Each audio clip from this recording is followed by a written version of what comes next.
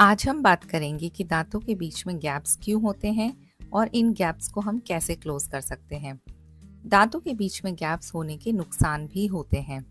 अगर दांतों के बीच में ज़्यादा गैप है तो वहाँ खाना फंसेगा और ज़्यादा प्लाक जमा होगा। ज़्यादा प्लाक होने से वहाँ पे कैलकुलस यानी टार्टर ज़्यादा होगा और कैविटीज़ होने के चांसेस भी बढ़ जाएंगे। दांतों के बीच में गैप होने के कई कारण हो सकते हैं। जैसे कि आप सभी ने नोटिस किया होगा कि मोस्टली छोटे बच्चों के दांतों के बीच में काफ़ी गैप होते हैं। ऐसा होना कम्प्लीटली नॉर्मल है। जो परमानेंट दांत होते हैं वो साइज में थोड़े बड़े होते हैं, तो ये परमानेंट दांत इन स्पेसेस में इजीली अकोमोडेट हो जाते हैं। इन केसेस में ट्रीटमेंट की कोई ज़रूरत नहीं होती। और क्या कारण हो सकता है? कई बार बोन स्ट्रक्चर इतनी बड़ी होती है और दांतों का साइज छोटा होता है, तो ऐसे केसेस में भी कभी कभार दांत मूव करने लग जाते हैं और दांतों के बीच में गैप्स डेवलप हो जाते हैं। कई बार दांतों का शेप ऐसा होता है, पतला और शार्प, जैसे पेग लेटरल्स। ऐसे केसेस में दांतों के बीच में छोटा सा गैप होता है क्योंकि इस दांत की शेप ही ऐसी होती है। ये साइज में छोटा होता है। ये नेचुरल है, जो किसी किसी में पाया जाता है। तो ये भी एक कारण होता है दांतों के बीच में गैप होने का। नेक्स्ट, मान लीजिए आपने एक मोलर निकलवाया है, तो इसके जस्ट ऊपर वाला दांत नीचे आने की कोशिश करेगा। साथ वाले दांत इस गैप को क्लोज करने की कोशिश करेंगे और इस प्रोसेस में बाकी दांतों में गैप्स हो जाएंगे। इसलिए आपने नोटिस किया होगा कि दांत निकलवाने से पहले आपके दांत कॉम्पैक्ट थे, पर दांत निकलवाने के बाद उनमें गैप्स होने लग गए हैं। इसलिए दांत निकलवाने के बाद उस गैप को डेंचर, ब्रिज या फिर इम्प्लांट से क्लोज कर लेना चाहिए ताकि गैप्स क्रिएट ही ना हो। कुछ दांत ऐसे हैं जो हड्डी के अंदर ही होते हैं और बाहर नहीं निकले हुए होते हैं, और वो बाहर अपने आप निकल भी नहीं पाते हैं।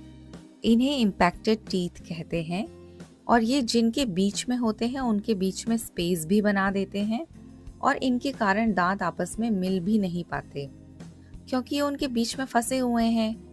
इन दांतों को या तो एक्सट्रैक्ट करना पड़ता है या फिर ऑर्थो ट्रीटमेंट यानी ब्रेसेस द्वारा बाहर निकाला जाता है। कुछ दांत एक्स्ट्रा भी होते हैं जिन्हें मीजियोडेंस या सुपर न्यूमररी टीथ कहते हैं। ये मोस्टली सामने वाले दांतों में होते हैं। इन्हें निकालना ही अच्छा रहता है। अगला कारण है फ्रीनम।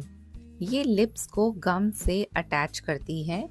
फ्रीनम लिप्स के मूवमेंट को कंट्रोल करती है ताकि लिप्स बहुत ज़्यादा ना मूव करें। कई बार ये फ्रीनम दांतों के बहुत ज़्यादा नज़दीक अटैच होती है या फिर कई बार थिक होती है। इसकी नॉर्मल पोजीशन ये है, दांतों से थोड़ी ऊंचाई पर अगर फ्रीनम दांतों के बहुत नज़दीक अटैच हो जाए तो अक्सर दांतों के बीच में गैप हो जाता है। इन केसेस में फ्रीनम को कट किया जाता है और उसके बाद दांतों को ब्रेसेस के द्वारा पास लाया जाता है। कुछ बैड हैबिट्स जैसे थंब सकिंग, लिप बाइटिंग, टंग थर्स्टिंग या फिर नाइट ग्राइंडिंग, इससे भी दांतों के बीच में गैप्स हो जाते हैं। इन सभी हैबिट्स को बंद कर देना ही इनका सॉल्यूशन है। अगला कारण ट्यूमर्स भी हो सकते हैं। ये अगर हड्डी के अंदर हो रहा हो तो ये दांतों को दूर पुश करता है और दांतों में गैप हो जाता है। ये डेंजरस और कैंसरस भी हो सकता है।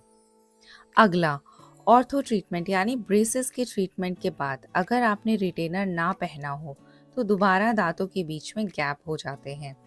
इसलिए रिटेनर पहनना बहुत ही ज़रूरी है। अगर रिटेनर नहीं पहना तो पूरा 1 या 2 सालों का ऑर्थो ट्रीटमेंट वेस्ट हो जाएगा।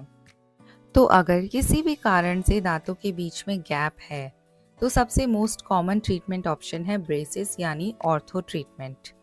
ब्रेसेस लगवाने से दांतों के गैप्स धीरे धीरे क्लोज हो जाते हैं। ये सबसे कॉमन और लॉन्ग लास्टिंग सॉल्यूशन है। इस ट्रीटमेंट में टाइम लगता है, मोस्टली 1 साल से ज़्यादा।